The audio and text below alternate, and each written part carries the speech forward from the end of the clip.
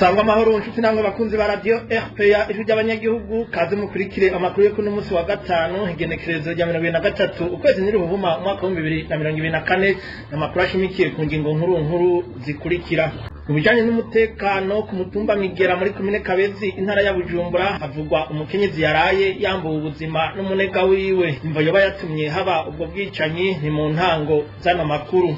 Umushikiranganje w'intara hagati mu gihugu umutekano n'iterambere rusangi yagiriza bamwe mu bajejwe amagara y'abantu kuba bafise uruhara mu ikena ry'imiti aho ngo bayinyuruza akaba aribo bayidandaza, ariko rero uwo mutegetsi ntiyerekana neza ibiheza bigakurikira. Mu makuru y'impunzi dukurikira mu gihugu ca Zambia aho abarundi bahungiye mu ikambi iri muri ico gihugu basagasagira abagira neza kubaronsa icyo bacisha ku munwa kuko bageramiwe na kigoyi ishirahamwe HCR naryo nta na kimwe ngo ribafasha mu bijyanye no gufungura. Mugume hafi mu kanya nido ry'ano makuru.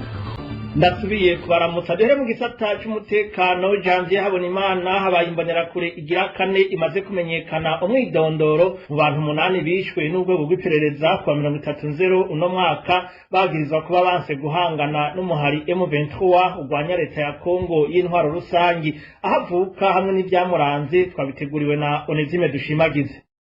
Habonimana Janvier imbonera kurivuka mu ntara Ngozi muri komine Kiremba ku mutumba Musasa yiciwe rimwe n'abandi indwi bagize imbonera kuri 5 n'abasirikare 2 bagandagurwa n'abakozi b'urwego rw'iperereza mu ijoro rya 30 uno mwaka bagirizwa ko banse kugwana n'umuhari M23 urwanya leta ya Kongo y'intwaro rusangi.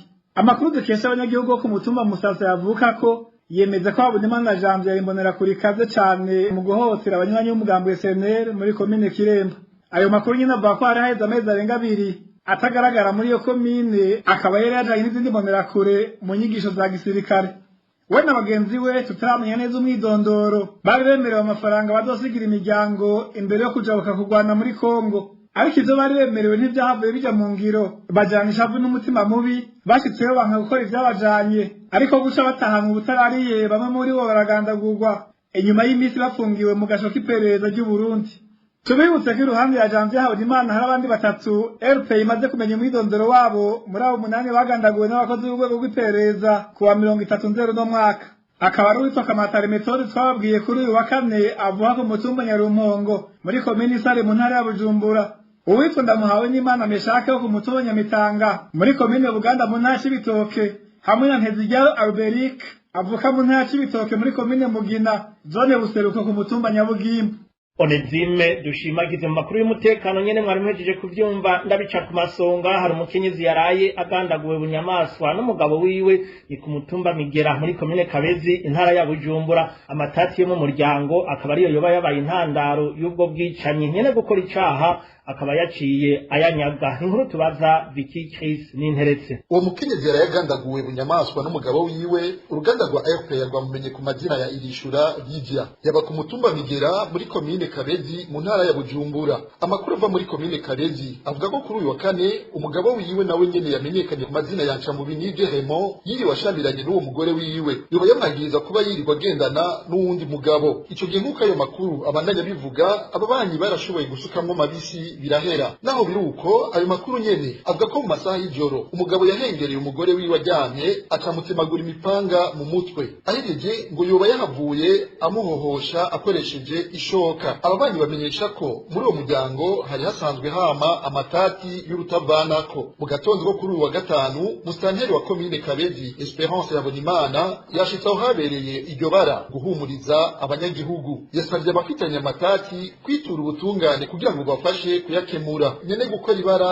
yaciye atungwa nayo yameze. Kugeza ubu igipolisi kikaba kiriko kiramuhiga. Irishura Lydia yari umugore wa kabiri wa Ncamubinige Raymond, bakaba bari bamaze kuvyarana abana 2. Arakoze na Vicky Chris n'interetse. Tuva mu ntara ya Bujumbura tuje Igitega ahavugwa ubwicanyi buteye amakenga buriko burabera muri komine Itaba. Mu kiringo c'indwi 2 gusa hamaze kwicwa abantu 4 mu mazone 2 mu yagize iyo komine. Abo bantu boba bambugwa ubuzima bagirizwa ubusuma ku kamo kuba katewe na musitanteri w'iyo komine ahamagarira abanyagihugu kwica uwo wese bafashe yibye. Wanyuma rero aheruka kwicwa mu ntango z'indwi yaciwe umutwe n'abatware kandi izuba riba. Ni inkuru ya Elvis niyo mwongere. ku munsi wa kabiri igerekerezo rya 20 ku kwezi niho hica umwana w'umuhungu w'imyaka 17. Uwo mwana yiciwe mu gacimbiri Kabungo muri zone Gihamagara muri komine Itaba. Ntiyishwe n'uwari we wese, yishwe n'abatware babiri izuba ryaka bakereye uwo mwana, abantu bakinje n'abana bato bato barimo. Uyu numwe mu byabona vy'ubwo bubisha. Ikintu rero jewe mvuga cambabaje ku mutima niboneye n'amaso y'uwanje n'umuntu yiciwe ngaha mu Gihamagara ahantu mu Kabungo. Uwo muntu yafashwe n'umukuru w'umutumba yitwa Kome n'undi gacimbiri Prosper ariko yiyokera uruziba ariko ibivu mugabo hande afisabwe n'agateke ibigori. Samubaza ati ibigori wese ivyo wica umwana akakaye ati ibigori si ivyo nica amwira baciye bamuboha bamutsindagira ibigorigori mu kanwa ku murango 2:00 afata imbugita baca baramukerera bamwe barifata ku munwa barumigwa. Yakerewe n'umuntu witwa Prosper niwe yafashe itosi nyene arakerera nyene kugira yamukereze umupanga amashiteke kw'igufa baratema no gutema n'abana bari ngaho. Ntibagarukirije aho mu gihe nyina w'umwana yari agiye kurondera agashuka afukisha ikiziga c'umwana wiwe, yagiye kugaruka bamaze kumuhamba kumva yiwe bagira ko batera igitoke. Rero hashika kuvuga ati kubera bijya kuraba yuko mwana wanje ari ivyononye ngo ndi rero nsanga bamaze kunyicira umwana ariruka bakudanisha bamutera mu dushuka asanga ko bamaze kwimba amaze kumutera mico kinogo hama cyatera ku gitoke hejuru. Mu nyuma abo batware barafashwe bajanwa n'igipolisi, ariko inyuma y'umwanya muto bari batashe. Polisi yaraje afata umukuru w'umutumba wo mu gacimbiri Prosper aza kubafunga kuwa kabiri, ariko wa kabiri wiyindi nyene turimo agiye kubafunga. Ikintu rero cyababaje abantu twagiye tubabona baza abarekuye. Iyo ngendo rero abanyagihugu bavuga ko yoba ari ingaruka z'inyigisho zatanzwe na musitanteri w'iyo komine. Bavuga ko yamaze imisi anyuragirana hirya no hino mu mitumba, mu vyo yigisha hakaba harimo ko abantu babwirizwa kwica uwo wese bafashe ariko ariba. Intandaro yavyo ni inama musitanteri yagirishije avuga ati aho gabara ubuzima hose yo kumukerera. Gushika ubu rero isoko ryacu rivuga ko hamaze kwicwa abantu 10, harimo 4 bishwe muri izi ndwi zibiri ziheze. Hamaze kwicwa abantu umugore ahetse umwana mu gitego, umwana mutoya baganana n'umwana hicwa uwundi musazi ahantu bita mu Butare. Mu Butare hicwa uwundi muntu asanzwe ari umusazi uwo muntu kandi kubera ahagaze iruhande y'igitego c'ingurube. Basabye rero mudutabarize kuko mw'izi ndwi zibiri hamaze kwicwa abantu bashika 10 muri komine ya Itaba. Uruganda rwa RPA rwarondeye Nyandwi Domitien musitanteri wa komine Itaba. Uretse ko atemera ubwo bwicanyi, Nyandwi Domitien avuga ko aboba bamwagiriza kuba ari we yashuhuye abanyagihugu boza n'icanditse. Kavuzwe nani ndababaza niba bayitegeko ryanditse. Ingeso nk'iyo rero yo kwihanira iravugwa n'ahandi mu ntara ya Gitega, nko ku musozi Rukuba wo muri komine Gitega. Muri uyu mwaka hamaze kwicwa umuntu umwe yagirizwa ubusuma. Uwo amasoko yacu avuga ko atanu wamubonye ikiziga, abandi 3 bishwe mu mwaka uheze. Naho nyene abatware bagirizwa ko bigira sindabibazwa kuri ubwo bwicanyi. Elvis niyo mwongere tumira amategato dushe tubandaniza no makuru twabateguriye mu gisata c'intwaro. Abajejwe amagara y'abantu na cane cane abarongoye uturere tw'ubuvuzi nibo bafata iya mbere mw'ikena ry'imiti ku mavuriro. Abenshi muri bo ni abadandaza b'imiti banyuruza mu bushikiranganji bw'amagara y'abantu. Byashikirijwe n'umushikiranganji w'intara y'agati mu gihugu, umutekano n'iterambere rusangi ku munsi wa gatatu w'indwi mu nama nshingamateka. Ariko arishura umushingamateka Petroniya Bucumi, umushikiranganji Martino Niteretse akaba ariko atatomoye neza ingene abo bakuru ubwo bunyonyezi bugira inkurikizi mbi ku magara y'abanyagihugu baheza bagahanwa iyo bafashwe. Kurikire umushikiranganji w'intara hagati mu gihugu Martino Niteretse.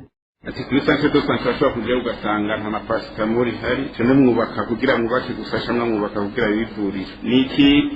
Ni kibazo kidasanzwe aho mu bushikiranganji bw'intara mu gihugu itandukanye rusange n'umutekano duciye ku makomine batubwiye ati ngaho turakeneye ko haja ivuriro. Ibijanye rero no kuvura bica bikorerwa mu bundi bushikiranganji.